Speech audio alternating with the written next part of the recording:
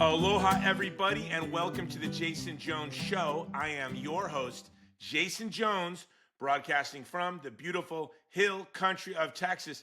Yesterday, not today, but yesterday, I had an incredible opportunity to interview Kelsey Reinhardt. Kelsey is the president and CEO of Catholic Vote, which I believe is the most consequential political organization in America. But I also think that Kelsey probably has the most challenging job in the world. She's someone I deeply admire. I've known about her for a long time. She is a Catholic media executive with a rich background that enables her to integrate deep theological insight, global advocacy, and innovative communication strategies into her wide-ranging endeavors. She joined Catholic Vote in 2024 as the head of media and evangelization, and was appointed to the role of president and CEO in 2025 when the founder, Brian Birch, was appointed the U.S. ambassador to the Vatican. Kelsey's life and work are anchored in her faith, inspired by her patron saint, Joan of Arc. It's the second guest this month who her work has been inspired by Joan of Arc. She also draws on the inspiration from her devotion to the Eucharist and her conviction that every life has immeasurable dignity. And that's why I had her on, because she just wrote a powerful article over there at First Things. And I really have not been a fan of First Things lately, but I was really impressed with this column on immigration and the Catholic response to this volatile immigration debate. And in the midst of all this hot air, what are we as Catholics supposed to do? How are we supposed to advocate for human dignity? We talk about immigration, we talk about Gaza, we talk about so much. So I'm going to get onto this interview, but before I do, I need to let you know that this episode is being brought to you by the Vulnerable People Project, standing in solidarity with the most vulnerable people in the world, from the child in the womb to the child in Gaza. And thanks to our donors, this Christmas, every Christian family in Gaza and hundreds of orphans will have pop-up homes to keep them warm and protected from the cold rain. It has been rainy and it is wet and it is cold. But not only are we providing pop-up homes for this winter, but we're providing firewood for heat. That is all thanks to our donors. But Gaza is just the beginning. We're working all over the world serving the most vulnerable communities. So go to our website, vulnerablepeopleproject.com, look around, and then join the team. Scroll to the right, click, and become a monthly donor, okay? Here I am, Jason Jones, and now you're going to get to meet our guest, Kelsey Reinhardt. Let's go. You want to fight? Okay. Aloha, Kelsey Reinhardt. Welcome to the Jason Jones Show. Hi, Jason. Great to be with you today. I'm excited to talk to you because I read your recent article on immigration at First Things magazine, and it was perfect. There's been so much confusion around the immigration issue. There's been so much, as a Catholic, I think so much of the rhetoric upsets us. And when we can appreciate the policy, the rhetoric used to support the policy can be offensive. Can you tell us what inspired you to write this First Things piece? Yeah, well, I think this is an enormously complex issue, and there are so many different levels that I felt we needed to dialogue into the nuance. And I just think that the conversation has not been complete enough around this issue. So, I hear the bishops saying a lot about the dignity of migrants, and yet not always referencing, or maybe referencing in one line, the right of a nation to defend its borders. And that just makes a very incomplete picture, because it is precisely the lack of juridical relationship that the immigrant has to the nation it goes to that creates a system of exploitation both for the immigrants and for the poorest American citizens.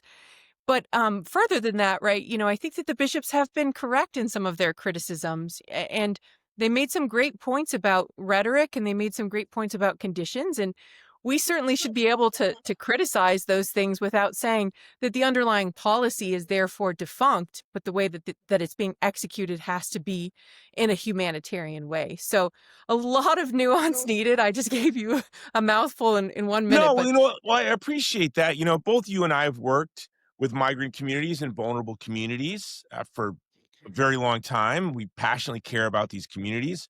There will be policies that I will advocate for, like a secure border or a mandatory, easy to use workplace verification system, primarily because of my concern for the most vulnerable Americans Yep. and the exploitation of vulnerable migrants. And then Yep. you'll see those that advocate policies that are actually used, or maybe an unintended consequence of these policies is the abuse of migrants, but they'll use this flowery language about the dignity of migrants. Then on the other hand, there'll be others advocating policies that actually will protect migrants from economic exploitation and worse forms of exploitation, but then the rhetoric around it is offensive. So then when you're grounded in the church's teaching and you step into the public square, I think sometimes both sides think we're crazy, I right? agree. I know. When I look back on my career, Jason, and the first thing I did after college was lobby for on immigration and refugee issues for the U.S. Conference of Catholic Bishops. And actually, one of the proudest accomplishments I had during that time was saving the refugee program after the 9/11 Commission report came out. And so, people will say to me, "Wait a minute, how can you now support this?" Stricter border enforcement? I say precisely because that's exactly what's going to preserve an ability to have a refugee program going forward, or to have these safeguards that are necessary for both migrants and Americans. And I think we can't be unafraid. And this is, Catholic Vote does not want to come up with the definitive political position on these questions, which are enormously complex and require dialogue. Catholic Vote really wants to foster a more complete conversation about these political goods that we hold in common, and how do we get to this place where we can actually look each other in the eye and say, hey, we care about both groups here, both sides of this issue. Let's come together and find ways that we can actually make something work. Because that's the interesting thing about this whole topic, Jason, is that once you move out of the principles which we both hold to, it then becomes a realm of prudential judgment. And there's a wide variety of positions that you can land on and still be completely within the realm of Catholic teaching. And so, then it becomes a question of like argumentation, prudence, evidence, documented support, as opposed to just moral posturing. And then we do have allies across the spectrum on this migration issue. And you're right, it gets to be complex. I remember when I was aggressively advocating for the Dreamers, because I look at the Dreamers as victims of our broken migration policies. And I think the broken border was broken by design. The exploitation was by design. So the children being victims. But then a friend of mine argued with me aggressively, a devout Catholic. He said, Jason, but unless we secure the border first, you're paving the way for the trafficking of minors. You're opening the Yeah, the door push to, pull effect. and so there are all of these concerns that people of goodwill, um, grounded in their faith, grounded in the church teaching, can really come to disagreements respectfully, but we must always have this preferential option for the vulnerable. Oh, I agree. And it's also fascinating to see how the because this is in the realm of prudential judgment, circumstances really do change the morality of what you're arguing for. So, I mean, I remember, Jason, you probably remember this, in Donald Trump's first administration in 2016, he argued, he put the Dreamers on the table. He was ready to legalize them. And the deal fell through because they weren't. Pelosi killed it. Yeah, Pelosi killed Nancy it. Pelosi killed the deal. But to me, this is one of the most important things. I think it is a travesty that we have, all of these Political young correctness. people who are Yeah. American, in fact. Look, if you ate Lucky Charms cereal and watched Scooby Doo when you got ready for school, if you play Little League with me, if I danced with you at sixth grade, like these are our friends. They're our parishioners. We grew up, so many of them. I have friends that are Dreamers that have been here since before elementary school. And so they're Americans, in fact, and they should be Americans in law. And Trump offered this to the Democrats, Yep. and Nancy Pelosi, for political expediency, to have rhetorical talking points, destroyed the deal. And and it's just that's really unconscionable to me. Well, that's exactly the point, is the way that this switches immediately. And so you can't say that, you know, um, that there's been a you can't not say that there's been a huge shift in what's happened since 2016 that puts this border enforcement at a higher moral priority because of what's happened in the last administration. I mean, something like 11 million encounters, and that's just the documented encounters, Jason. So 6,000 terrorists across the southern border. I mean, in my home state of Colorado, they just had the largest fentanyl busts in Colorado state history, one of the largest in the country, connected to the Sinaloa cartel. The circumstantial conditions that moderate the virtue of prudence in this discernment from a Catholic perspective have changed so dramatically over the last 4 years as to really require, in my opinion, a prioritization of the border enforcement because of the moral, standing of drugs, terrorism. You can't love your neighbor. I make this argument all the time. You can't love your neighbor if you don't know who your neighbor is. So there's a real need for justice in order for charity to then take place in such circumstances around the Dreamers and others. Well, let's go back to how bad it was under the Biden administration. Here's just anecdotal evidence. Our organization, the Vulnerable People Project, funds shelters at the border.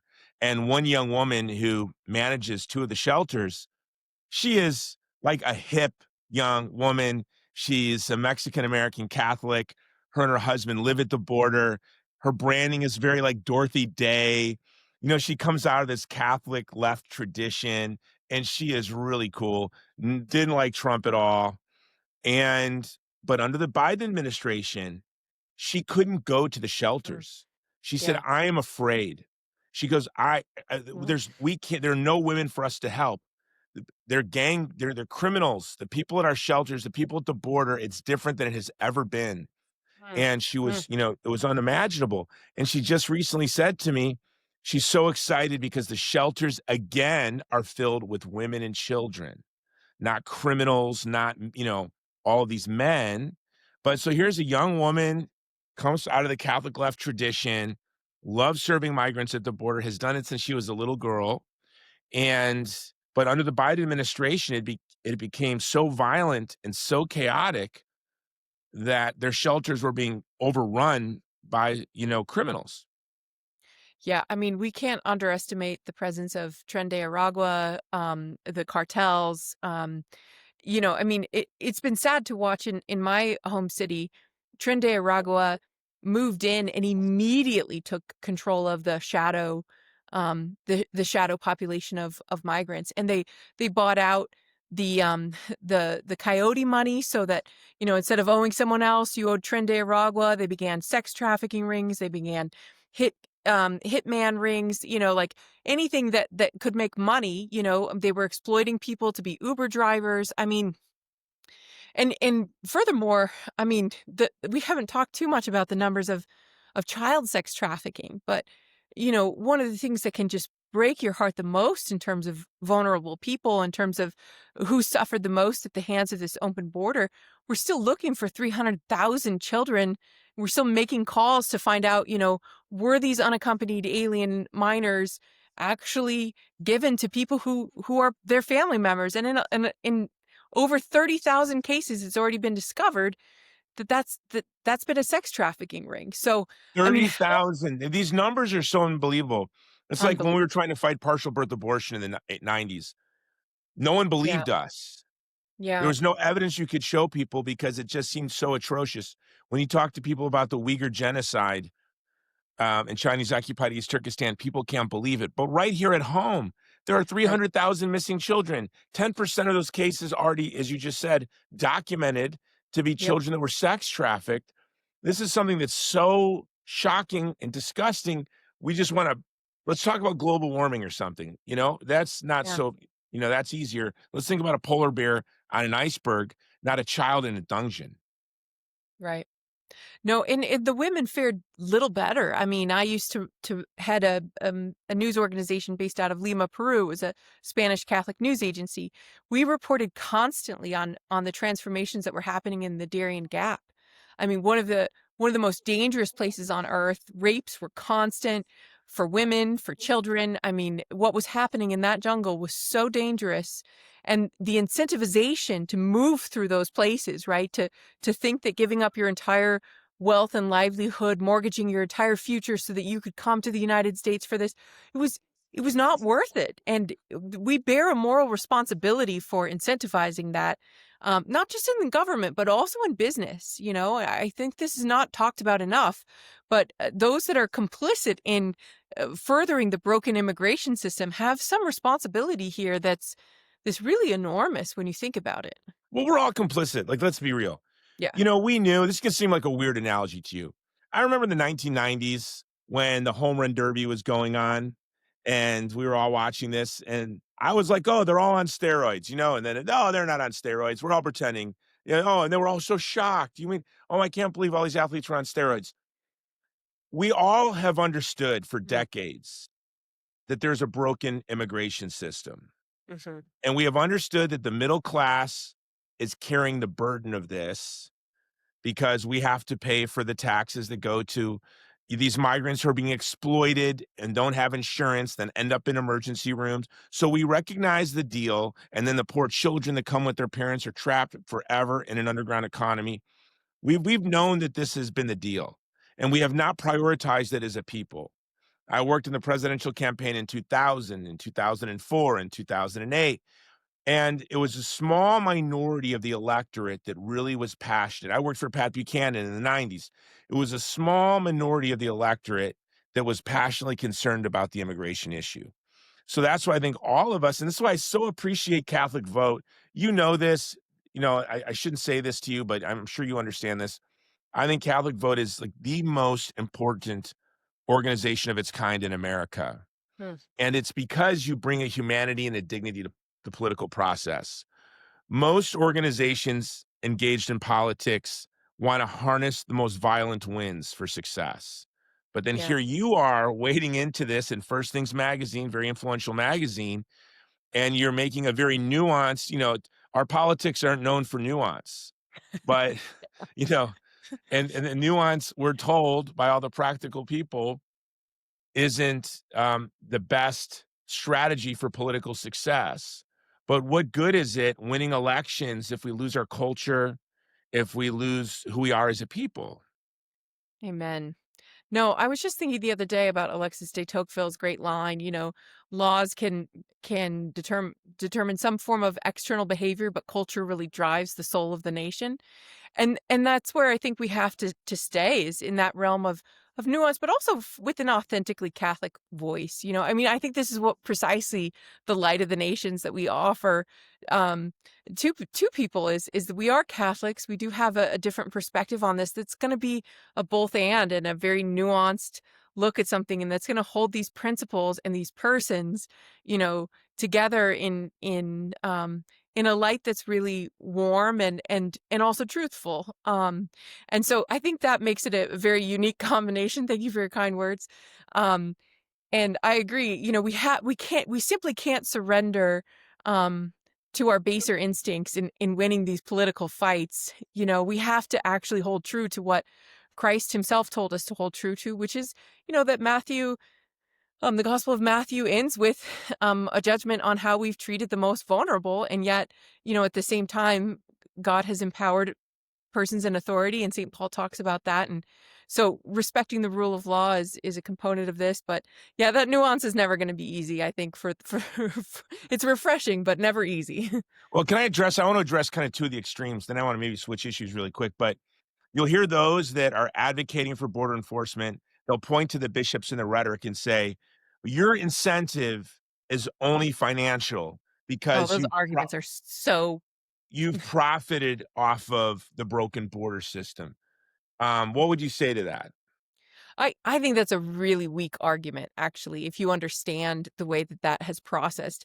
It might be true that certain people have gained more power in terms of being able to influence the bishops on certain things because they have a large employee portfolio underneath of them. But there's no way that if you look at those financials, the bishops have benefited financially. I mean, I mean, that money has gone towards the designated spends. In some instances, it's actually resulted in a loss of money. They're making a huge investment in that because of a core belief. I find those arguments actually very weak in terms of real substance. I don't think that that can be that's in some form or fashion a bit of a malicious argument because I don't find that that's borne out by the evidence. I've never seen that to be the case.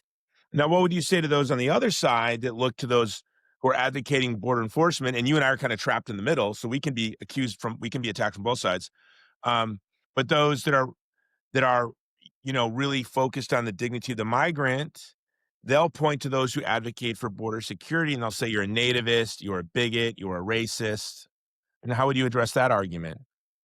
Yeah, I mean, we cannot say that pastoral accompaniment exhausts the whole teaching of the Catholic Church. So we have to look at the principle of border enforcement, and it's not xenophobic. It is not xenophobic to ask these tough questions. In fact, Jay, these are some of the most difficult questions to ask.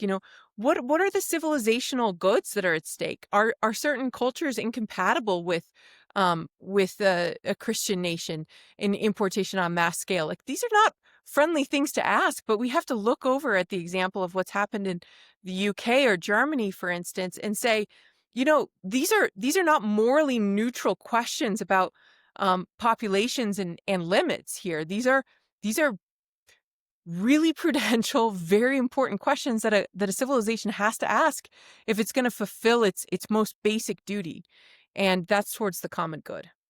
I'm so glad you brought up Europe because you can look at this, you know, as you know, VPP has brought in more Afghan SIVs probably than any other organization I know of. But I'm personally would have been opposed to the SIV program. And I tell this to people. I think it was a flawed program promising young Afghans who are patriotic and brave that if you serve the United States, that then your reward will be U.S. citizenship, a visa. I think that's not the best plan for success. And we can look in the rearview mirror and see that obviously, if I'm hiring a cruise line and said, "Hey, if you join my cruise line, and if the boat sinks, you get to go on a lifeboat." Like I want people on my cruise ship that are passionately committed to it staying afloat. Right. But then on the other hand, but we as a people did make a promise. We did shake the hands of these brave young men and women and said, if you serve us in a very dangerous capacity that will put your life in danger, in exchange for that, we'll offer you this visa. And then we broke that promise. And so you look at Right. Europe, you see the rise of authentic nativism and anger at the dramatic cultural change, migrants not um, the mystery of how come somebody from an Afghan family can come to the United States and become a good citizen and become successful, and the family participates in the life of the community. And I have friends, their family members go to Europe, and instead they feel trapped. The children become embittered, lost, isolated, easy to radicalize. So that's a mystery. So this just shows you the complexity of it all. Yeah. Where we have a responsibility to control the border, but we have to also acknowledge that massive migration can have catastrophic Of impacts on a course. community, and all of this has to be measured. And I wanna go back to my one point. I think there are people that advocate for migrants out of an economic interest. So what? I think there are people that may advocate for border security because of xenophobia or nativism or what, I don't care. But what we can do as Catholics is we can look and say, it is a state's responsibility to secure its borders. We have to have a preferential option for the vulnerable from exploitation, yet the migrants have dignity. And so I don't care about the motives of people on either side. What I care about is the truth of how I'm supposed to treat other human beings, right? So that's just Yep. why I appreciate Catholic, but I said this to you in a private conversation once that I don't envy your position because it's very easy for me to just go out there and advocate for the vulnerable without thought to my ability to harness political influence. Can I ask, how do you measure this as an organization? You're out there, you are Catholic Vote. Your job is to get Catholics to vote in a way that serves the common good of this country. Um, well, Catholics, just like everyone else, are being tugged on by all of these violent winds and ideological enthusiasms that you cannot ignore, right? You have to pay attention to these trends while at the same time being grounded in the Catholic faith. How do you balance that? Yeah, that's really prayer, Jason. And then, I mean, just a deep formation. I mean, um, we're always looking at what the church teaches in terms of the principles. But then, I mean, this is where these issues enter into the legitimately political sphere, which is the sphere of the laity. And that's where, again, I keep going back to this, but dialogue and conversation, like Catholic vote isn't going to be infallible on all of these issues, but we can say these are the principles. This is the prudential reality. This is where we see these shaping up on affordability, on pro-life. I mean, there's enormous different ways to handle the pro-life question, as you know, and you're always looking at what's going to have the best result, not necessarily what's the closest to the principle, because sometimes you have to take incremental steps in order to make the society more just.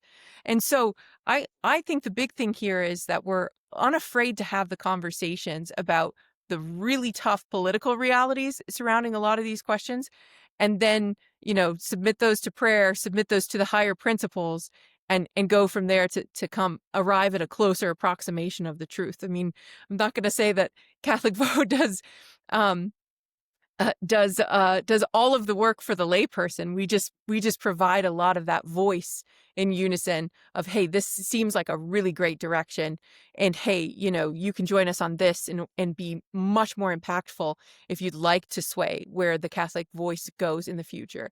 But having a set roadmap, that's that's an impossibility in politics, but also just in terms of what's required here with prudence. It changes um, almost every year. So When I look back now, I've been involved in politics since 1990. And the one thing I wish the young me would have understood is that the river you step in every election cycle is a different river. mm, The that's a stakeholders, great the people with power and metaphor. influence, they change every 2 years. Never be afraid of anyone. Never be afraid of any enthusiasm or movement. They come and go. Now I'm gonna get to a touchy area. We're gonna walk into a landmine field. Um, I'm gonna This is my use daily life. I'm gonna Landmark. use Gen Z language. Okay. Okay, so according to Gen Z, anyone over 26 is a boomer, and Hmm. anyone younger is not, right? Hmm. In the I wanna go to Gaza now. Hmm. In the Catholic world, just like the rest of the country, it seems like the boomers, those of us over 26, people like Mark Levin, Douglas Murray, they'll use really dehumanizing language when it comes to Arabs or Muslims or Palestinians. And then in the Gen Z Catholic space, especially in the Catholic space, you see a rise of anti-Semitic language and rhetoric. A lot of the bigger names, like Nick Yeah. Fuentes, are Catholics. Their identity's built around their Catholicism. So you have like this kind of dramatic split where you have the boomers, saying flatten Gaza, they're incompatible with civilization, and then you have the Gen Z using shocking language to those of us, like a Gen Xer, Yeah. anti-Semitic language, and you see the rise of Jew hatred. Then there you are. You can look at the political trends. Gaza is going to be the issue it's the inciting issue for a generation in politics. Yep. So what do we do as Catholics? How do we get both sides to see, like you said, the dignity of the human person, that we care about how do we, and you have to do that while Yeah. being thoughtful to electoral politics. Yeah. Thank you for reminding me of the So you challenge can't of my lecture daily life. people too much. You can't go da da da da da da da because they'll, you know, but No, that's the conversation here is really intense on both sides. And I was just speaking with one of the leading college evangelists, probably the leading college evangelist, um, and saying, what is Catholic Vote's response to Nick Fuentes? Do we have a Catholic voice that's willing and able to surface to challenge some of these, remarks of Jew hatred? How do we? Because you're right. The college generation, 26 and under, is really in a different place regarding Gaza, flipped them, and regarding then the nation of Israel, and then where we go from here in our political um, alliances. And I would say that it's as difficult on the other side for them to conceptualize that something might be off here. I would say there's a number of things. One is ecclesia semper reformata. I mean, the church is always in need of reform and evangelization. And so, when we have Catholics inside of our sphere, of our big tent, who are off on one issue or another, we can't abandon them. We just have to constantly evangelize them. And one of the ways Catholic Vote evangelizes people is through a daily drip of news. We run this newsletter called The Loop, and we really just say, listen, 4 minutes to be an informed citizen. You can, most people find news to be kind of like acid. If you drink too much of it, it just burns. And so what we say is, listen, for 4 minutes, you can read the top 10 headlines of the day, plus the daily readings, and then make your peace with where we're at in the culture. And what we've tried to do is just give people that kind of worldview, like day in, day out, like constant reporting on the truth. And sometimes it has to be journalistic, because people won't believe it otherwise if it's too propagandized, right?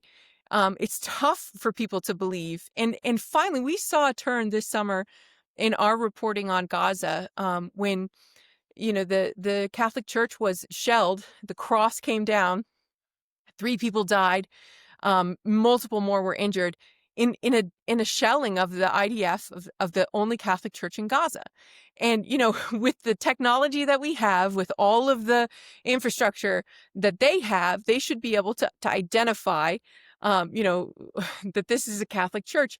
It was 3 minutes after Mass. One of the women who died receiving Holy Communion. That story was enormously impactful in moving our audience to say, we can legitimately criticize. And this is the thing, we'd never like to speak in generalities, which is why I think news worldview creation is amongst the best, because we can point to specific instances, specific facts, where we can say, let's criticize this. We don't need to necessarily move here, and kind of get people into a mindset where they can start to realize that there are different questions at stake in this topic.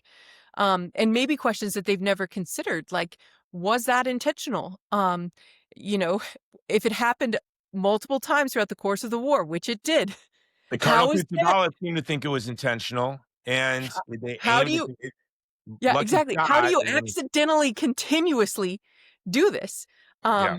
So fool me once, shame on me. Fool me twice. Excuse me. The Shame on reverse you. of that. But Fool me once, shame on you. Fool me twice, shame on me. Well, I'll say this about exactly. Catholic Vote is you've been really courageous. You're the first organization of your kind to really speak out in defense of Christians in Gaza in this way, which will give you moral authority when you address the rise of Jew hatred and anti-Semitism. Just as a Catholic man, it just seems absurd to me that you would blame Jews generally, but even Israeli citizens for what the state of Israel does, Yep. right? And again, this idea that Semitic peoples should be susceptible to collective punishment, whether they're Palestinians or Jews, is absurd. We're against collective punishment. We And recognize James, that let states and peoples get swept away by enthusiasms after suffering violence. And let me go back to this point too, to your point that, not all Jews are responsible for this. You were following the riots in Israel as much as I was. The Israelis themselves were protesting starvation, were protesting the actions that were going on. And, unless people have access to this news, they have no way to moderate their intake of how to process this information, because it's simply not coming to them. No, hundreds of thousands of people were marching on the streets, and I was in Haifa in June. And it was really one of the most beautiful experiences of my life. A Palestinian Christian activist brought me to Haifa to meet her Israeli friends, some of them Mm, IDF soldiers that were just back from Gaza. So here I am, mhm. a grandfather in a little rave nightclub in Haifa at 2 in the morning, and I'm watching Jews, Muslims, and Christians, Palestinians, and Israelis laughing and dancing and not enemies. And that really melted my heart. And so the way that this war is being weaponized domestically, Yeah. is disheartening to me, because I have grandchildren, and I don't want them to grow up into a vile, Yep. hateful, Yep. manipulative political community. Well, I'm increasingly worried about the violence that we've seen, the execution of the two staffers in DC, and some of the Harley. Charlie, but I mean specifically some of the violence against Jews that we're Oh, seeing. I mean it's um it's on the increase, and I would say, I mean, I'm curious, Jason, what your take is against Nick Fuentes, and how you respond to that younger generation, because it's certainly something that I think needs to be addressed. yeah, I'll tell you what, thanks for asking me. I just had an article that just came out at American Conservative on Nick Fuentes. And I said, you have this aggrieved young man that you should listen to because he's not just some lone nut. His following is enormous. His So he's following is enormous. representing, it's enormous. It's something that's unbelievable to me as I travel and speak to young people. They adore him. When you quote his more, shocking statements, they laugh and go, ah. So he's very influential. So when you listen to Nick Fuentes, you should know you're listening to the most popular young man of his generation, period. And so we should address it. And this is why I think we should commend Tucker Carlson.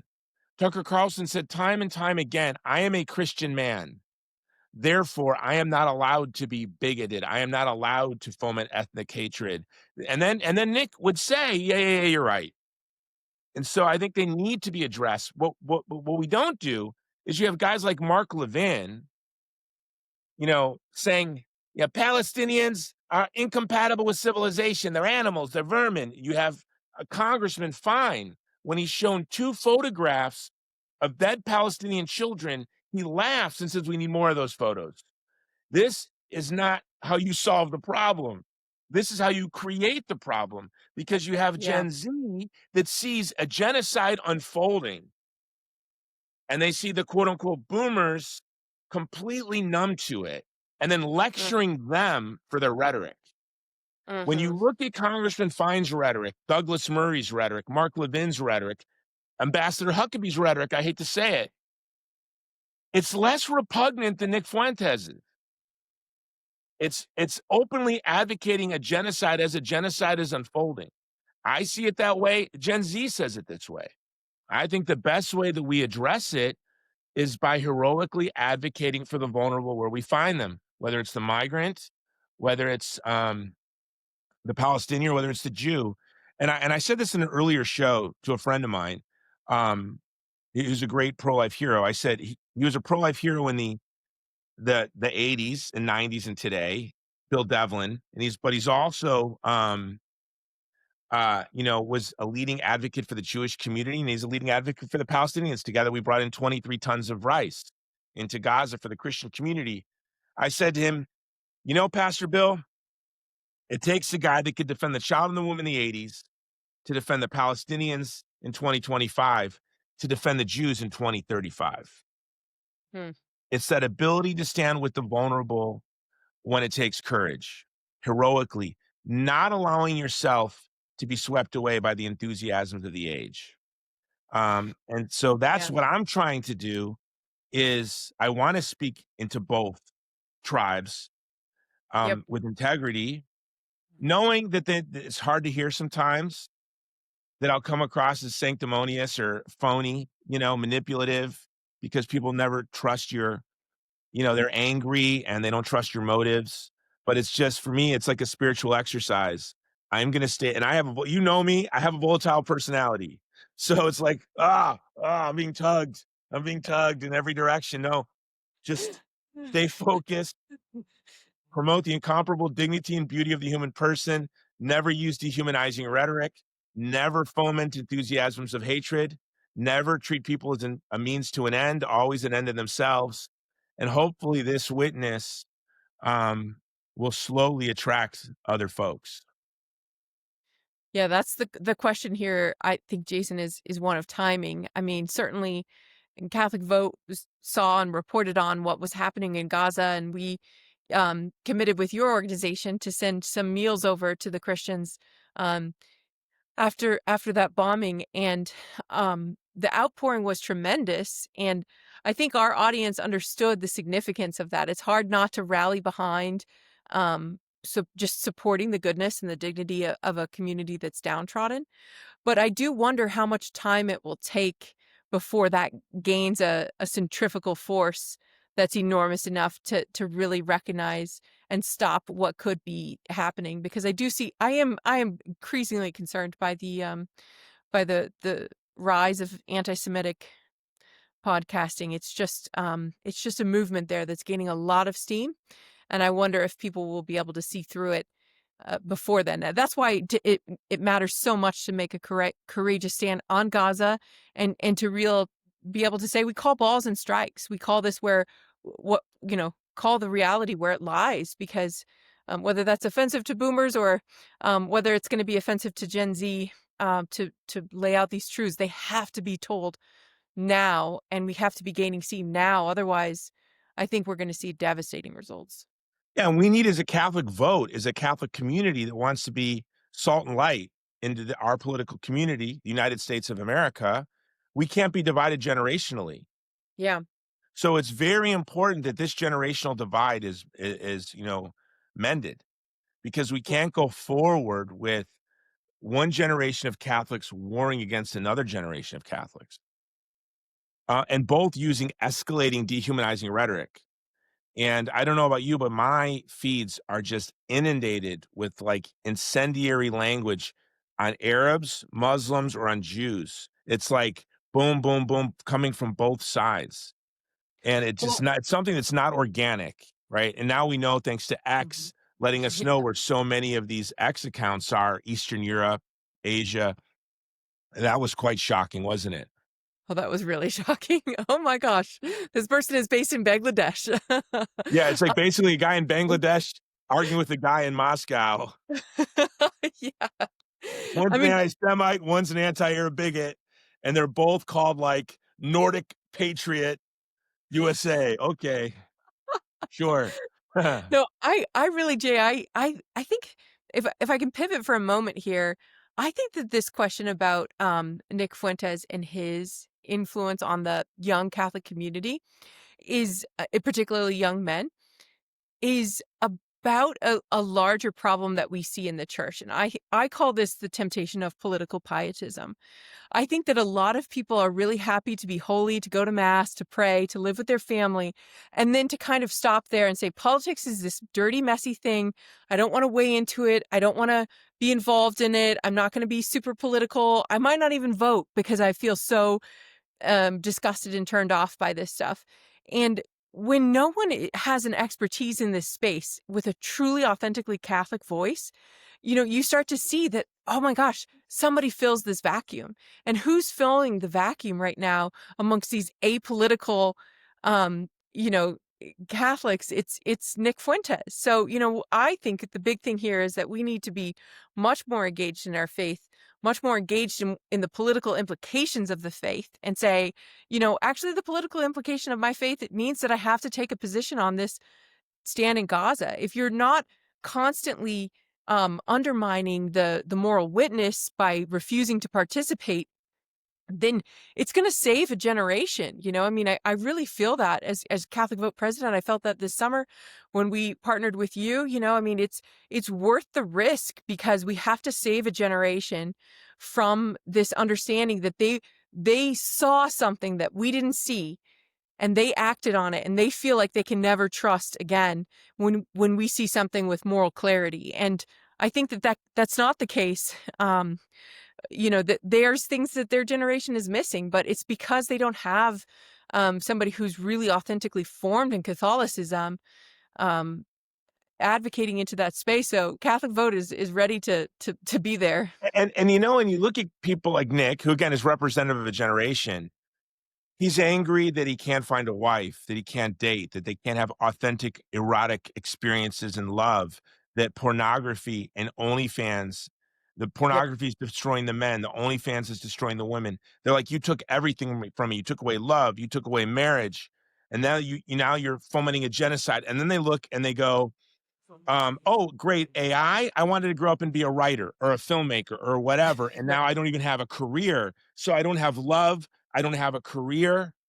And you're slaughtering children in my Housing. name. They're Yep. angry. So we should Yep. care about them. And that's why this going to cancel Tucker, I saw him as very pastoral. is somebody who I would have been a little more aggressive, but I'm Catholic, Tucker's not. I just said, as a Catholic man, da da da da da da da. But we have to understand this generation is aggrieved, and they are different than Well, us. defeat by cancel. They're Yeah, they're different than every and other defeat by generation that cancel. came before them. Pardon? I was just going to say defeat by cancelization has just proven itself to be ineffective over the last 5 years. It's definitely not a tactic that I think wins the line of argumentation of the human heart. So it has to be an authentic defeat. Otherwise, I don't think it's going to be Or a rescue, last. right? We don't want to defeat this. We want to rescue them. Sure, sure, better for. My heart breaks for them. When the Gen Z calls everyone older than them boomers, I think in a way they're right. I think the difference between millennials and Gen X, or millennials and baby boomers, or millennials in the lost generation of World War One, Yep. they're closer than millennials and Gen Z. It's something about having that smartphone in your pocket Smartphone. from the day you opened your eyes made you Yep. different and created a wall of separation between you and the other generations. And not that we sought to abuse these children with technology, but the reality is they were abused by technology and under our noses, and they're aggrieved. And I think the way it most damaged them, and that's why you see with like the Groypers, there's the anti-Semitism, but there's this also anger towards women. Yeah. And I think the anger towards women is more just they're angry that they can never experience. Now, this is going to sound really cheesy, but I say Gen Z would never understand Air Supply or Journey. You- does that make sense to you? Yeah. Yes. Yeah. Yeah. They'll Yeah. never get it. That's Yeah. very Yeah. sad to me. They'll listen, they'll go, what is this? What is this nonsense, right? It's because they've Well, been I mean, molested. Jason, I think that there's a couple of articles that have been bantied about the public space recently that have spoken to this pretty eloquently. I saw that Ross Douthat interviewed Leah Libresco and Helen Andrews over her article, The Great Feminization. And I found that much more convincing than the podcast let on. I mean, I really think that there has been, when we speak specifically about the anger of the young men, I mean, there is something about the feminization of culture that has really affected and disenfranchised men. She called it kind of the HRification of certain things. Once a population becomes predominantly female, it takes over feminine group characteristics. Now, I've played on female sports teams. I've lived in an all-female convent. Um, I think I understand female dynamics pretty. I've taught at all girls Catholic school. I think I understand female dynamics a little bit more than the all male dynamics. At a prom, planning session, the men are going to be focused on action. The girls are debating the colors. I mean, it's just hilarious. The men have schools like barracks. The girls have, yellow sweater day. I mean, so there's just, I think that there's, when she talked about this culture of cancelization and like harmonization that causes cancelization when you don't fit in, that is a very feminine dynamic. It's the way that females handle conflict. And so Oh, I've never men thought of that. finding themselves into this culture that's really, really slanted towards women in some key areas, I think it's been enormously difficult. And when you combine that with, Derek Thompson argued recently about this article, Monks in the Casino, he's like, basically the technological isolation, the betting, the pornography that just allows you to be completely isolated, but yet connected at the same time. Um, it's a tough world right now for men. I mean, I don't know what we do to recover true, authentic masculinity, but we have to begin to give men something really substantial to hold on to. And again, those dreams of workplace greatness, of family life greatness, they're all up in the air right now for the young generation. And this is why I Affordability. think I say this to myself every day. I'm so grateful I'm Catholic. If not to be Catholic now would be hopeless. I think in other ages you could have the illusion of order and the illusion of hope, but I think all illusions are gone. And now with AI, it's almost the only adventure left, and now we see this with, like, the explosion of the Hollow app and Exodus 90, is the real adventure. There's only one adventure left to us, and that's holiness. Yep. And you see young men really attracted to holiness, Yeah. but these same young men will be using this vile, dehumanizing language. They're aggrieved, they're angry. They'll be speaking about women or ethnic communities in ways that are repugnant as a Catholic. They should be repugnant. So I think what it is our responsibility is to encourage them on this desire to be manly, to be holy, but to know that the most manly, holy thing one can do is to be like Jesus Christ and to be meek, to be amiable, to be gentle, things I don't have. Like those are my prayers every morning.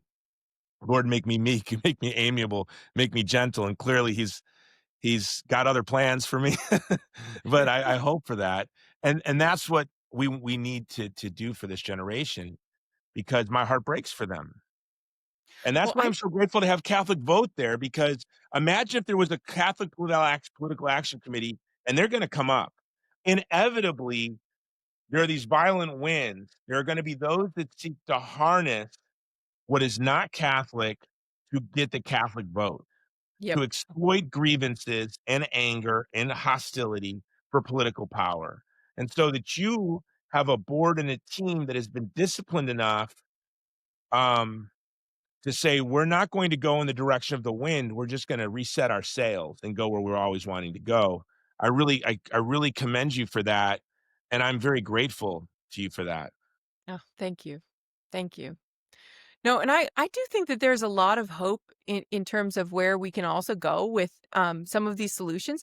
I think it shows the need for a civic conversation and not just an individual conversation. Listen, when I was in the religious life, one of the things I realized was the enormous impact of culture. So, you want you before I entered the convent, I was like, oh, I know I shouldn't watch this stupid TV show. It's such a waste of the time and like, oh my gosh, they're joking about things that they shouldn't joke about and all this stuff. And I could never find the discipline in and of myself to replace it with something, And then you enter the convent and you have this this culture, right? And what do you do on Friday nights? You make live music. What do you do with your time? It's very structured, And this culture gives you the freedom to live the way that you want to live. And I think, back to Alistair McIntyre, after virtue, back to some of these arguments about the complete collapse of virtue has been that we've lost not the understanding of individual virtue, but the understanding of civic virtue, combined culture. We have to come up with cultural solutions for these young men. It's great if we can talk to them one-on-one. You should date, you should marry, get married young, have more kids than you think you can afford. Those are great slogans. But how do you make that happen on a large scale? You have to start addressing the civic problems. And where I find hope and where I see hope, I see a lot of hope in the Maha movement. I see like echoes of G.K. Yeah. Chesterton distributism.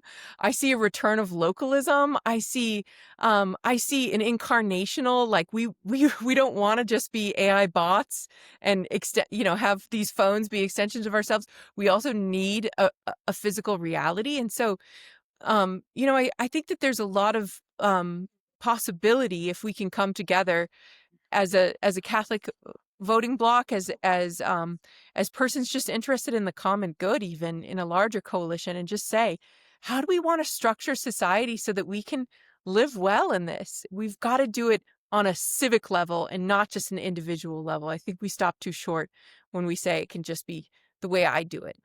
Yeah, it'd be kinda sorrowful, wouldn't it? To have a little Catholic family with your Catholic children in a wasteland.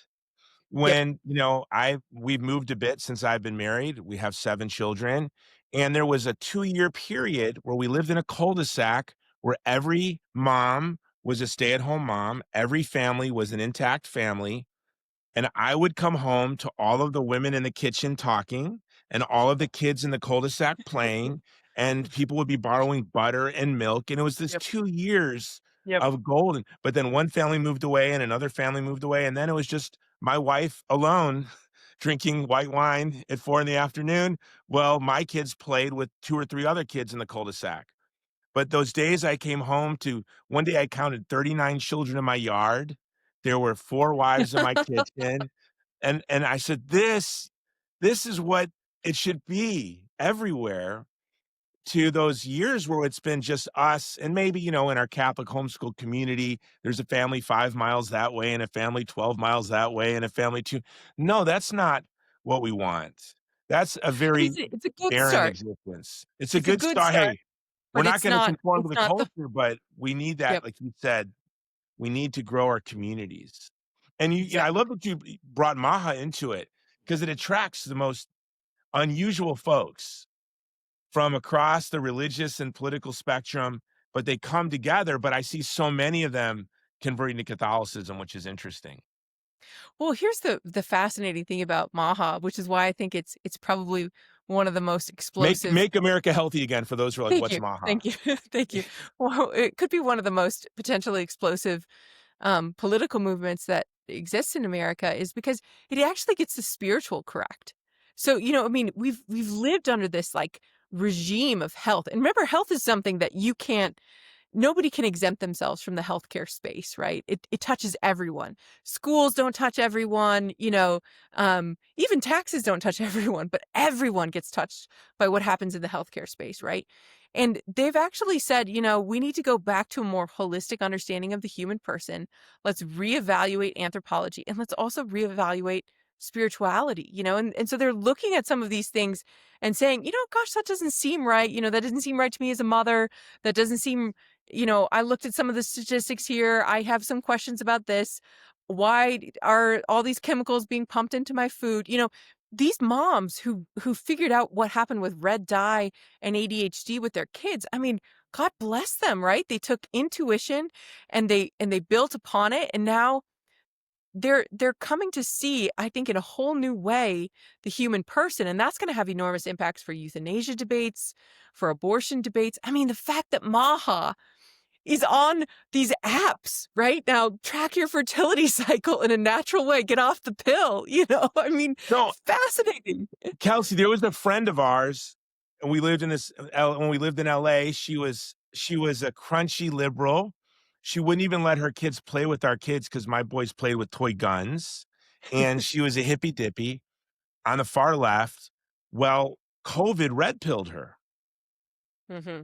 And she became pro-life, and she just sent me her friend. Turned out her friend was a big supporter of VPP. They made a rosary for me and sent me a rosary. But this all began with her being red pilled because of her passionate concern for the health of her child. Yep. Don't mess with mama bear, Don't mess with mama when you bears. mess Nope. with mama bear. And I think that COVID and COVID policy woke up mama bear. And that's what the Maha movement is. It's like all these mama bears got together.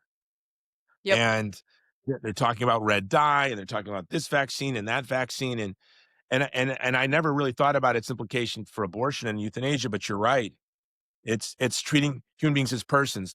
You talked about the HRification of, of America, and I had said to my wife the other day, I said, "Our language has become so perverted and so dehumanizing at every Yes. level." And I gave her the Yes. example of HR.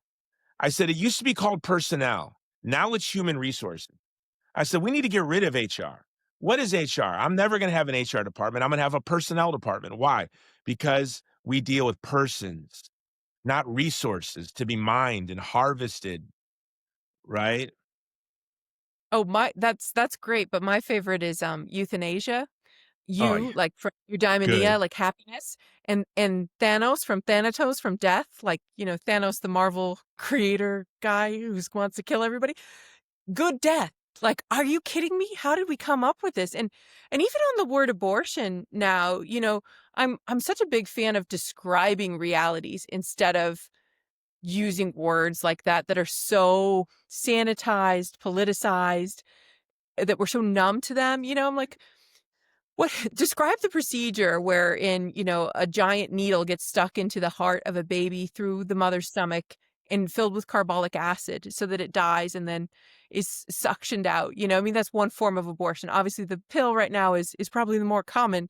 But I mean, we really need to go back to descriptors instead of what these words are, because I just think there's so much that's surrendered when this language is so sanitized. Yeah, you're right. I never really even say abortion. When people ask me if I'm pro choice, they'll say I'm against the intentional destruction of a child in the womb. That's good. I just say it that way. I just say I'm against destroying a child in the womb. Yeah. That's what I'm against. Yes. No, it's always wrong to destroy an innocent human person. Well, back to this Maha question of the construction of culture. Again, though, you see the importance of these civic goods being determined at a higher level because, look, I can eat and drink anything when I go to Europe. I'm lactose intolerant here in the United States. But when I go to Europe, I'm drinking milk, I'm having pizza, I'm eating burrata I cheese. can't drink milk here, or I can't have pasta here. I go Yep, to Italy. Now Spain totally though, fine. Spain now went all like us. So now in Spain you Oh, have to be careful now. It's no, sourful. no, no, no. So, I mean, there's only 500 ingredients allowed in Italy. There's over 10,000 in the United States, and most of those are chemicals. So, imagine, moms have had to work so hard to get red dye out of their kids' lunches and friends and sports team drinks and all that kind of stuff. You have to be like constantly on your guard and looking out for things. Now, with one stroke of a pen, right? Bobby Kennedy has made, red dye, yellow dye, several of these other things that are affecting us globally, like affecting us on a large nationwide scale. Now the mom can just relax and say, oh my gosh, you can have whatever you want to drink over at Johnny's house or Susie's house or whatever. I mean, so there's just I think that we've forgotten precisely why the civic order is so important to our life. It just cements so many things and makes so many goods possible with greater ease. And so I find that Maha is going to be really attractive because I think that abortion question in particular, with this mifepristone data up for review, it's going to be a hard thing to say looking at how this affects women. How are we gonna approve this drug?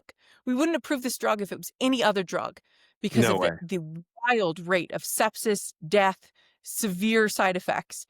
And so, I mean, it's interesting. Maha might be the solution that we've looked for in terms of the new most popular way to intentionally destroy a human life. I've never thought of it from that perspective, and that gives me a lot of hope. Now, what you do I want to end this way. What you guys do a Catholic vote, you work 24/7 to be 24/7. effective 2 days every 2 years. There- If I'm being generous, like 6 days, 3 days every 2 years, 6 days every 4 years. So what can we do? What should we be doing now? The Jason Jones Show. This is an audience of influencers. Like, what can we be doing right now to make sure on those 2 days every 2 years, 72 hours every 2 years, those very important 72 hours every 2 years leading up to an election, we're available to be useful? Because as we know, Yeah.